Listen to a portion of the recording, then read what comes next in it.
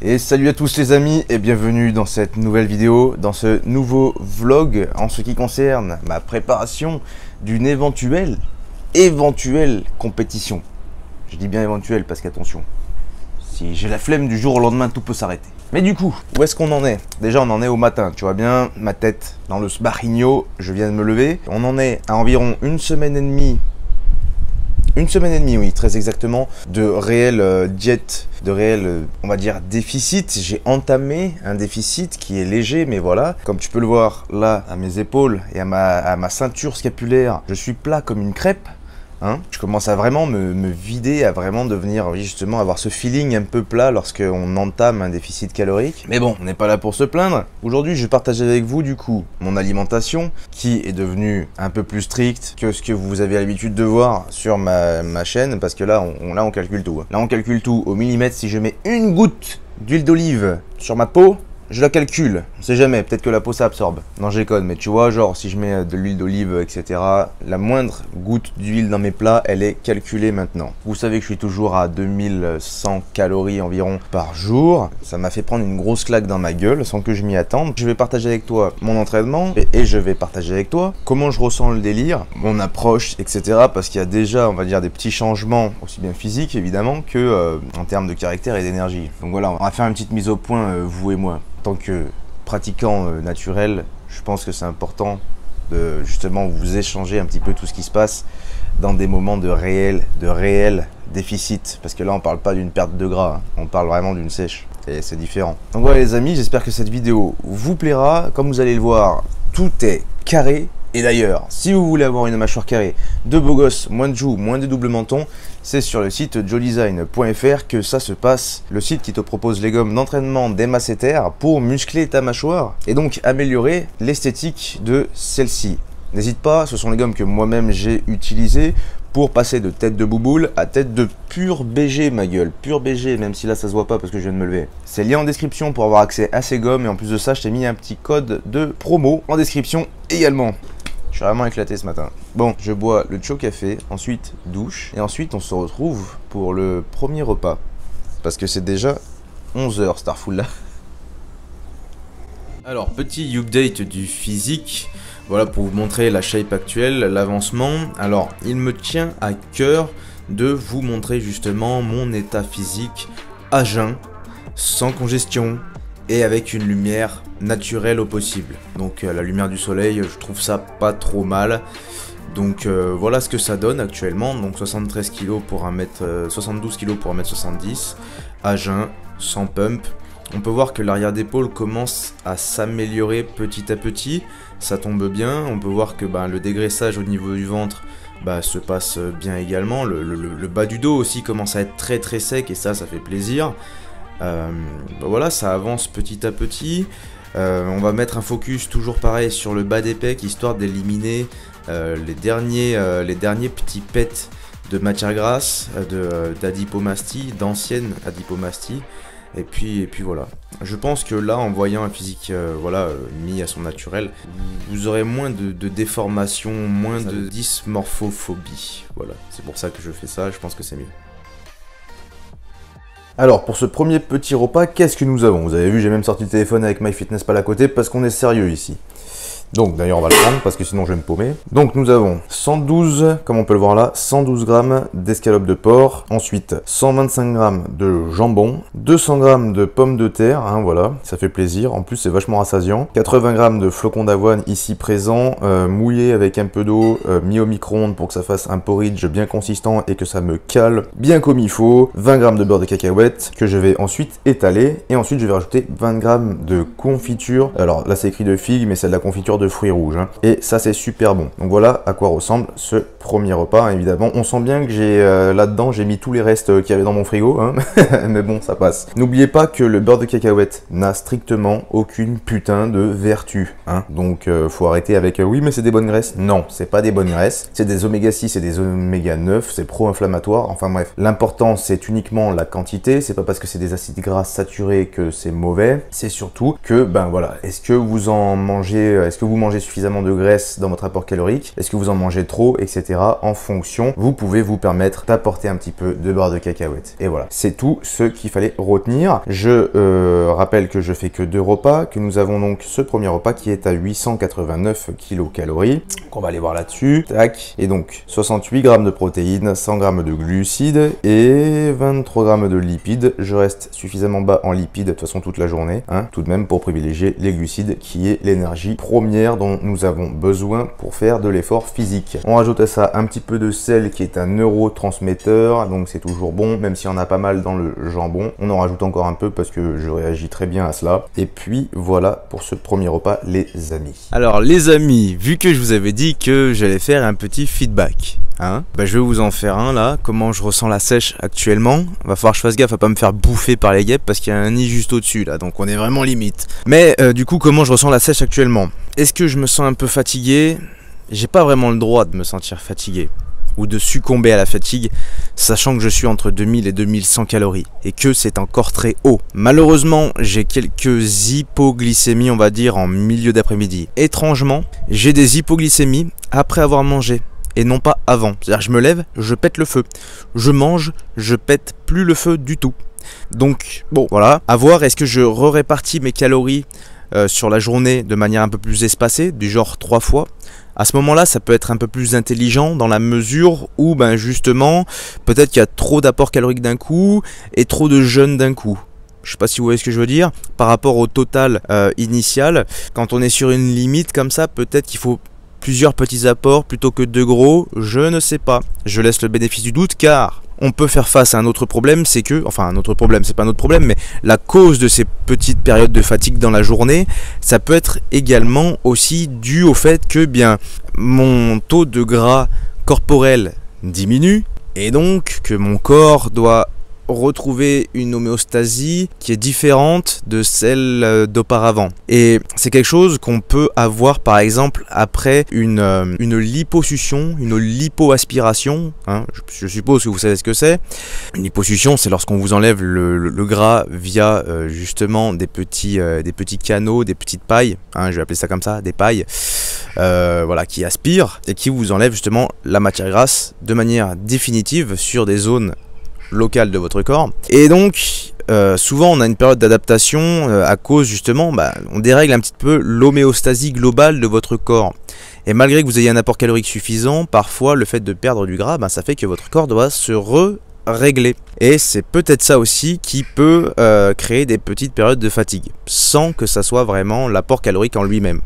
J'espère que vous m'avez compris. Donc voilà, pour le moment, je me laisse encore le bénéfice du doute. Quoi qu'il arrive, il ne faut jamais succomber à une sensation ou à un état. C'est pas parce qu'on est fatigué qu'on ne doit plus travailler. C'est pas parce qu'on a l'impression d'être déconcentré qu'on ne doit pas faire tout ce qu'il faut pour justement améliorer notre concentration et persévérer.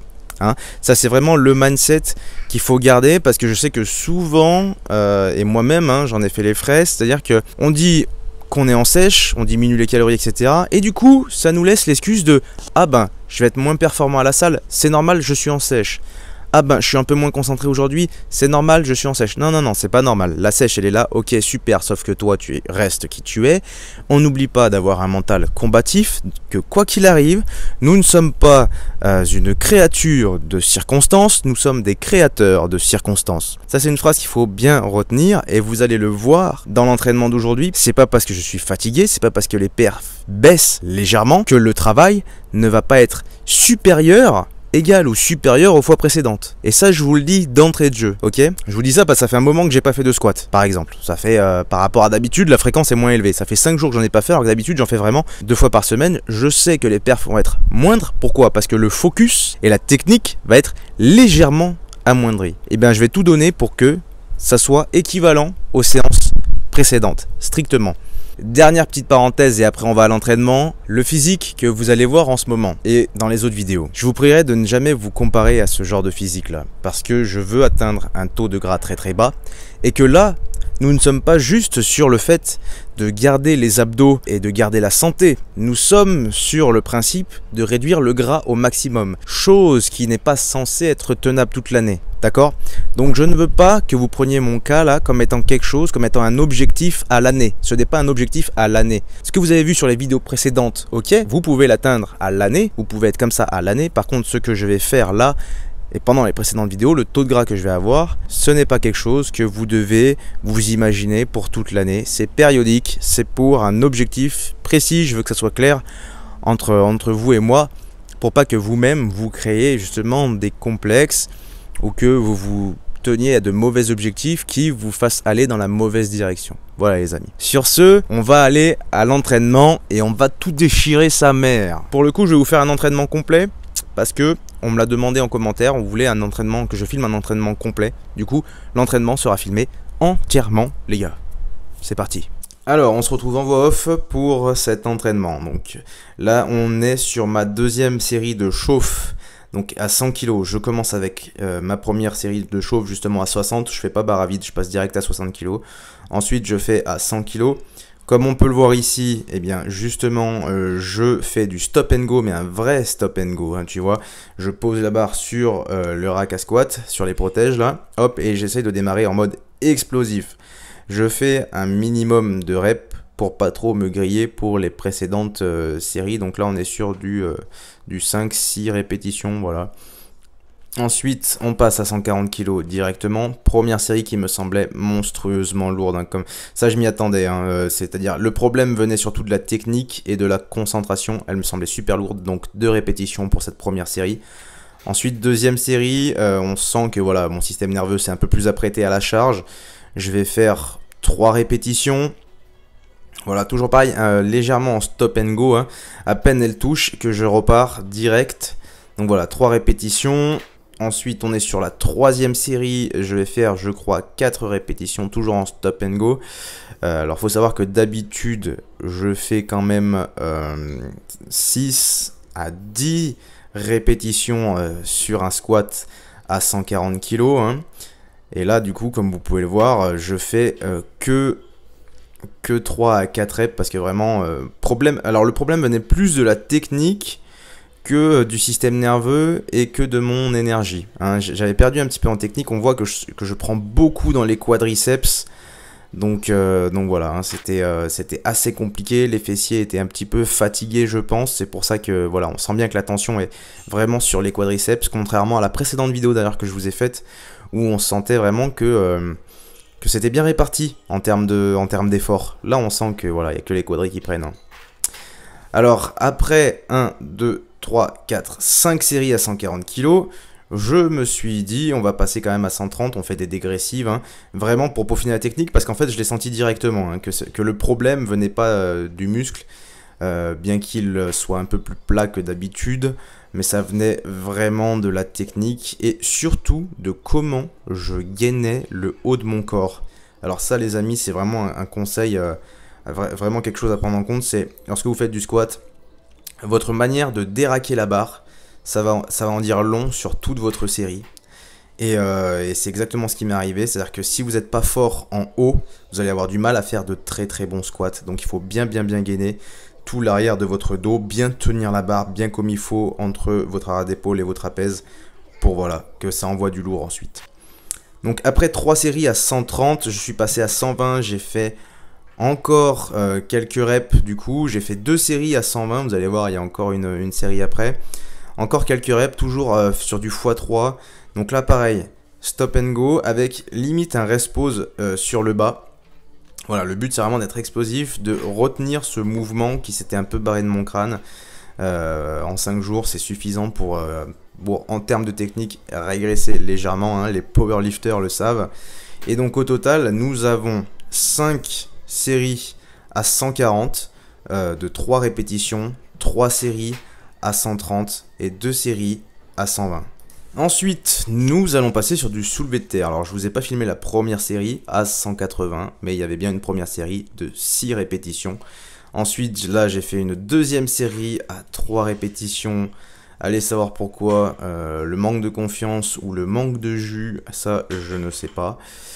On retient la descente sur ce mouvement, hein, on la retient un minimum, bon pas trop longtemps non plus, faut pas être sadomaso non plus, mais voilà, je retiens toujours la descente, je fais un mouvement très très propre, vous voyez, l'important c'est pas de mettre 200 kg et de faire n'importe quoi avec la charge, on met 180, ça reste du lourd, mais c'est un mouvement qui est très propre. Pour le soulevé de terre, il y avait que 3 séries avec une charge de travail importante. Ensuite, nous avons du coup les fentes que vous voyez là, hein. Donc les fentes, bah, toujours pareil. Donc là, moi, c'est sur cadre guidé dans la mesure où je peux mettre beaucoup plus de poids que sur des fentes, par exemple, aux haltères, parce que sinon, la poigne, elle le lâche. Donc je fais au cadre guidé. Je ne fais pas de fente non plus avec charge libre, admettons, dans le rack à squat, parce que il y a une contrainte en ce qui concerne l'équilibre. Hein. On travaille beaucoup l'équilibre lorsqu'on est sur une cage à squat et qu'on fait des fentes, voilà, avec une charge libre. Et c'est ça mon problème, c'est-à-dire que là, clairement, j'ai plus l'énergie pour travailler l'équilibre. Là, le but, c'est de bourriner le peu de fibres musculaires qui restent encore actives et qui restent encore disponibles pour que je fasse le mouvement. Et clairement, là, je ne suis plus sur une optique d'être concentré sur le mouvement. C'est pourquoi j'utilise un cadre guide. Voilà, hein, faut faire en fonction des priorités. Là, le but du coup, c'était de recruter davantage les fessiers et les ischios. Dans la mesure où j'avance un peu plus mon pied, du coup, le quadriceps est un peu moins étiré, malgré que quand vous voyez la jambe droite, là, on voit quand même que je garde une prédominance quadriceps. Hein, mais je peux vous dire que ça pique quand même pas mal dans les ischios et les fessiers. Donc, au total, j'ai fait 4 séries avec une charge de 100 kg. 4 séries, je vous avoue, je n'ai pas compté les répétitions, je sais juste que c'est au-dessus de 4, mais je ne compte pas les répétitions parce que là le but c'est juste de se démolir, voilà, pour terminer. Donc voilà, là on est sur la 4e série. Le temps de repos, pour le coup, je ne le calcule pas non plus. Là on est vraiment sur de l'endurance mentale parce que clairement après 10 séries, de squat, après comment dire, ouais, 3 séries de soulevé de terre, plus, vous avez pas vu, mais il y a 2 séries à 140 avant de passer à 180. Autant vous dire qu'on est plutôt fatigué. Donc voilà, là on se termine, et très clairement, on crée de l'endurance mentale, un peu d'endurance physique, on recrute les dernières fibres, et puis c'est tout. Ensuite, repas post-workout, donc vers 19-20 heures, hein, du poulet, de la pomme de terre, 400 g de patates, 200 g de poulet et de la pastèque, la merveilleuse pastèque, j'adore ce fruit, 500 g pour seulement 150 kcal. Aïe. Et voilà les amis, petite ellipse narrative, on se retrouve après le repas, le soir, après la séance, après le repas, tout ça. Bon, j'ai bien mangé, je me suis entraîné, comme vous avez pu voir, hein, c'est un gros entraînement, c'est un entraînement qui prend quasiment 2 heures. C'est la séance cuisse. Là, il fallait vraiment travailler la technique, au-delà même de la charge. Il y aurait eu plus lourd sur la barre.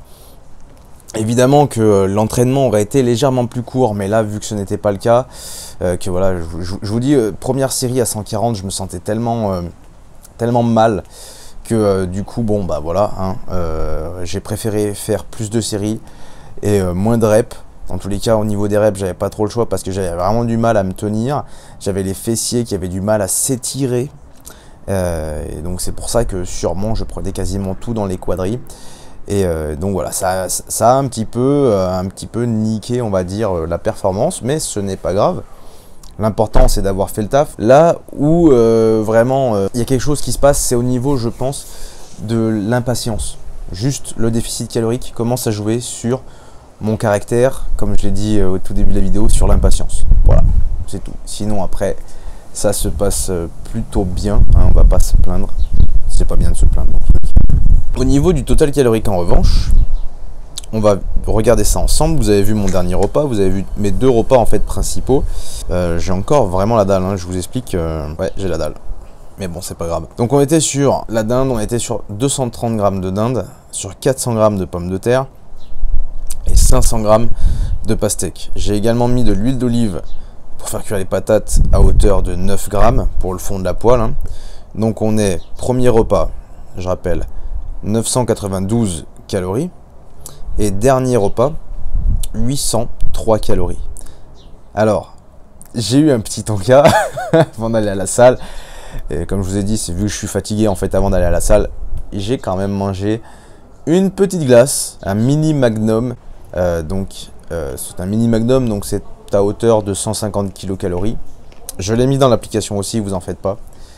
Et donc voilà, on termine cette journée du coup sur un 1945 calories avec 139 grammes de protéines. J'aime bien monter à 140-160 grammes de protéines par jour. C'est plutôt pas mal. En termes de glucides, on est sur du 227. On est plutôt haut, mais c'est pas grave, c'est un jour cuisse et il vaut mieux. Et en lipides, on est sur du 54. On est bas en lipides, mais je préfère clairement rester bas en lipides parce que au moins on est sûr d'avoir des résultats plutôt propres. Faut pas être trop bas non plus évidemment, mais 54 grammes de lipides, surtout vous avez vu, je me suis pas non plus privé, je suis pas non plus restreint. On sent que voilà, en termes de santé, ça sera impeccable. On est juste en déficit. Voilà les amis, j'ai partagé cette petite journée avec vous. J'espère que ça vous aura plu, que ça vous aura donné une idée un petit peu de ce qu'est une séance cuisse, une réelle séance cuisse intense. Si jamais vous êtes bloqué par le travail ou que vous avez moins le temps que moi, je vous conseille quand même de garder ces 3 exercices principaux qui sont vraiment géniaux pour les cuisses. À la limite, faites un peu moins de squats que moi. Vous n'êtes pas obligé de faire 10 séries évidemment, hein. Je sais qu'en général, vous avez 1h, 1h30 pour vous entraîner. Si vous enlevez 5 séries de squats que moi j'ai abusé dessus, normalement c'est bon, c'est ok. Vous avez un très bon entraînement quand même. Moi je pousse vraiment le délire parce que voilà, il y a un objectif derrière. N'oubliez pas que si vous désirez avoir une mâchoire carrée de beau gosse, une mâchoire de BG incroyable, on n'en peut plus. Tout le monde se retourne lorsque vous passez, c'est pas possible, ça reflète au soleil. C'est sur le site joedesign.fr que ça se passe pour muscler vos masséters, définir et améliorer l'esthétique de votre mâchoire qui est vraiment très important sur un visage. Donc lien en description pour avoir ces gommes d'entraînement des masséters. Vous avez également un code promo parce que ça fait plaisir. N'hésitez pas à mettre un petit like, à vous abonner si vous désirez réduire votre taux de masse adipeuse au niveau du ventre. C'est également sur ma formation brûle-graisse. Tous les conseils que j'applique en ce moment sont également dedans. Donc n'hésitez pas. Cette formation est sur mon site internet lohanprelo.com. Prenez soin de vous les amis et je vous dis à la prochaine.